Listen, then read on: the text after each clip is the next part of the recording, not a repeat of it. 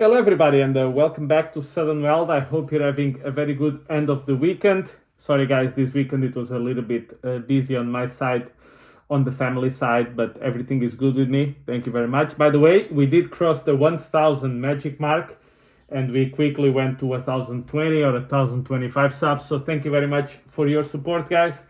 It really is amazing. When I started the channel, mid-June last year. I mean, I thought, okay, maybe I'll get 1,000 subs in like 3 years or something like that. But I wasn't expecting it, to do it over 8 months or so. So thank you very much, guys. And the community that we have here is really great. I think I've disclosed this before. My like to dislike ratio is something like 96%, which is absolutely crazy. The comments are almost 100% extremely positive, or at least polite, even when people disagree, which is, I'm not like the Lord of the universe or anything like that. I just give you my takes, give you my experience, and then we see together if what I'm saying actually turns to happen, or if it's a complete, stupid comment. Nobody is above stupidity, so that is something that I always, I don't take myself too serious on that aspect. But in any case, guys, today I would like to start. Sundays I always like to give a little bit of macro thinking about stuff, and I've been seeing this over and over again, in the sense that look, the Fed cannot cut rates because inflation is still too high. Now, for those of you who follow me, you know my take. Printing money and lowering interest rates does not cause inflation. I mean, I've seen a few videos, like macro videos, like stuff on Kitco News, stuff with David Lin, etc. And I mean, it's one after the other. I mean, the amount of people that think that printing money leads to inflation is crazy to me. And the reason is, I mean, you had years and years and years of track records, but how can your conclusion be so poor? So let's put the theory out there. I say money printing causes inflation under two conditions. That's it. All the other people say no, money printing means inflation, like CPI inflation.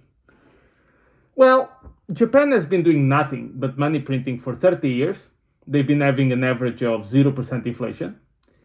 The Fed's balance sheet went from 800 billion in 2008 to 5 trillion, with an average inflation of 1.6% over that period.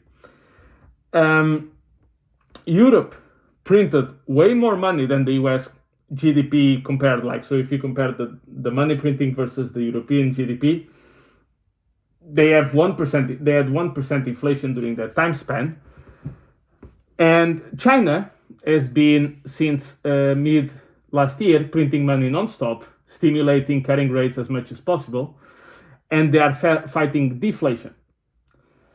So, to me, it's apparent that cutting rates will actually most likely help bring down inflation.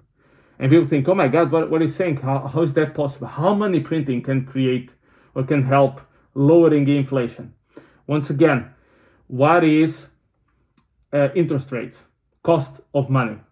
Who bears this cost? Every company, every person, everywhere. So it's a cost. Okay, it's called the cost of financing, which is impacted by higher interest rates. What do you think companies do with that cost? Do you think they just eat it up? No, they pass it through the consumers. That's it. So if interest rates go from 1 to 5, they pass the extra 4% to you and me. That's all they do. And I mean, the reason why you could go all these years without inflation is because the banks are the gatekeepers for the money printing. Is really that simple. So when will you have inflation from money printing? Two situations, the ones that I mentioned at the beginning. Number one, you give money straight to people, directly to them. Checks on the mail, if you will, like we've done during the stimulus in 2021. Oh, by the way, what happened 2020? Why did the US had inflation at 9%? So you say to people, don't produce, stay at home. So you cut supply. The entire world does the same. So you cut supply across the world. And then do you also cut demand? No. You give money to people, in some cases more money than they actually made when they were working. In other cases, people had now a second full salary pretty much. If they have like 3 kids, like getting $10,000 or whatever at some point. So you're boosting demand of everyday people and cutting supply at the same time. Yes, you're going to have inflation if you do that. So if the US resumes money printing by giving money to people again, yes, you're going to have inflation again. Very simple. Why don't you have it when they don't do it? Well, if you're a person with 3 mortgages, 2 personal loans, 1 car loan, 2 student loans, and you try to go to a bank, interest rates can be negative, and they say no. If you're a Bill Gates, you get any money that you want. So that's it.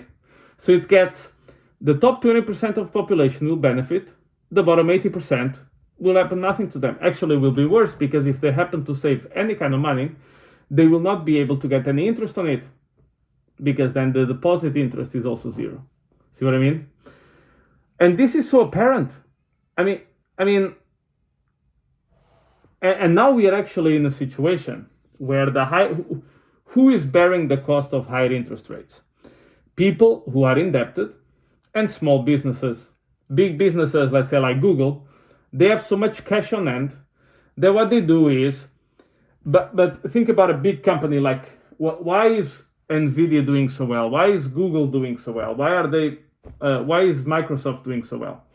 Because most of their debt is long term. So that means that they've issued bonds or got bank loans 2018, 2019, 2020, 2021. And now they are maturing in 2030, 2032, 2040, whatever. And they sit on this huge pile of cash. What do you think they do with that cash? They buy money market funds. They buy short-term instruments that are giving them 4 or 5%, but they're paying 1 or 2% on their loans. So they're getting 3% net interest on top, which is great. Who struggles with this?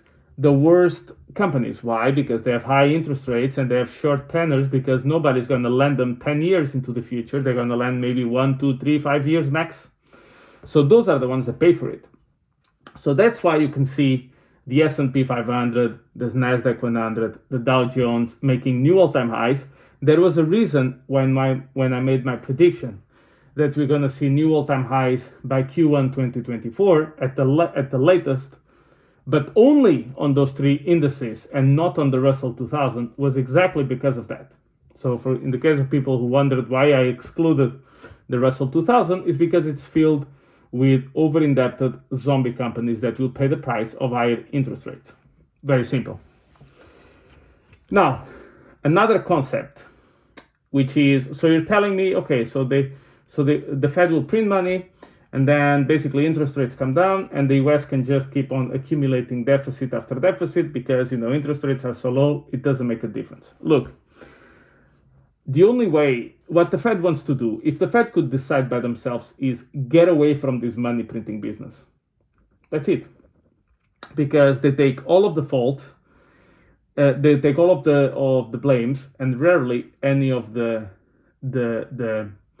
appreciation for what they do. And most of the cases, the blame that they get is actually the fault of the Treasury Department, not them. But why cannot the Fed get away from this game?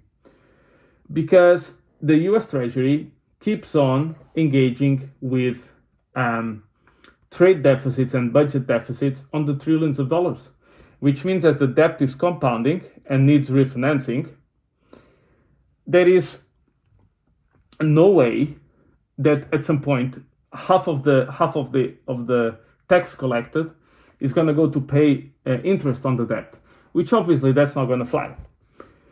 And then that problem compounds, of course, because if more money gets spent in interest, is less money that they can do all their programs. So that means that they will need to issue even more debt. What Janet Yellen should have done in 2020 is, when we have interest rates so low, just start refinancing your government debt from 2 years and 3 years and 5 years into 10 and 20 and 30. But you see, for that to happen, people need to have a little bit of intelligence to, when you see something like interest rates have never been so low, oh, maybe a good time for me to refinance into the future. That's actually what I've done on my case. In my case, what happened was there was this news saying interest rates have never been so low, blah, blah, blah. I said, really? I called my bank, I doubled my mortgage, and I paid 0.3% extra. When I say double my mortgage, I mean double the tenor, and I paid 0.3% extra. That's ridiculous. But that's what you should do. If you see, in my opinion, I mean, I cannot give people's financial advice, but if you see, oh, this has never been this is the cheapest in history, whatever the case may be, yeah, just lock it up. What is the likelihood of something that is the cheapest? Is it going to get more expensive or cheaper? I would say more expensive, most likely. But unfortunately, people think always the other way around. It's the same thing with what I used to say with the Bitcoin stuff. Now, people don't want to buy Bitcoin at 10 or 15K. They want to buy it at 50K. What can you do? But in any case, I do think as the US progresses in this direction, by the way, when I predict stuff like new all-time highs, etc., don't think that I believe that what we're doing right now, it's good. It's not. And I am pretty sure that we will gonna pay a steeper price than what we've been paying so far in the future. The issue is that these things can last 20 years before they happen. And also, we don't live in isolation in the world. You need to compare what the US does versus what Japan is doing, what China is doing, what Europe is doing. It's not just the US doing something and then all the other countries are doing the right things and somehow only the US is going to collapse. No, all of them are doing the same thing. So it all depends also on a relative basis. What are we talking about here? So there's going to be an issue, which is, okay, deficits keep on pounding. The Fed would like to have higher interest rates for longer, but that's going to be an impossibility by the rate that the US Treasury accumulates debt. So what to do? I've said, and you guys know this, I think we're going to see negative rates in the US on the Fed funds rate before the end of the decade. That is my expectation. Now, what could be another scenario? What if the private sector gets an interest rate, let's say 5%, which is what the Fed funds rate is, but there's a special dollar for government funding, for the funding of, I don't know, infrastructure, whatever, which is 0%. So let's say debt owed by the government somehow gets at 0%, while the private debt gets at 5%. Can that be the case? I don't know. I don't think that these are good ideas. I'm not advocating them, but I'm trying to think what can be done to solve the situation where we are, because it's clear that unless artificial intelligence really proves to be such a growth for just an engine for growth, so massive that we completely reverse and correct all the mistakes made in a very short period of time, otherwise this is going to be a problem going into the future. But in any case, these things, just like the de-dollarization, is there a de-dollarization happening? Yes. Will the US stop being the world reserve currency? Yes. Will this happen before 2035? Probably not. There's simply not an alternative to the US dollar system, which I hate, by the way. I'm not here advocating it. But I'm also realistic. Like the way that people talk about these subjects, it makes it seem that, there's the dollar is going to collapse tomorrow. It's like, no. I mean, this doesn't work like this. Yes, the US made mistakes which will never recover from the standpoint of it has kicked something into gears that now cannot be stopped. But no, this will not happen within 5 years. Maybe 2035 still too early. Maybe 2040. We'll see. But I don't think by 2028 or something, all of a sudden the dollar doesn't matter and it's all finished and we're all using the BRICS currency. But we'll see. Well, with that, guys, thank you very much. Once again, thank you very much for the subscribers, and I'll catch you in the next one.